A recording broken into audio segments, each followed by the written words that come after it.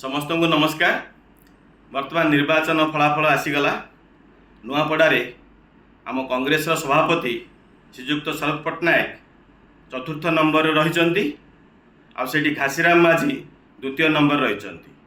गलाथर 2019 से जो 45,000 भोट पाई एबे भी से 45,000 भोट पाई। किंतु दुखर विषय शरद पट्टनायक तांकु काटिकी निजे से एमएलए टिकट नहीं आज से टिकट जदि घासीराम माझी की दि जाता ताले सी आज जीतिकी कांग्रेस गोटे एमएलए टिकट दे था।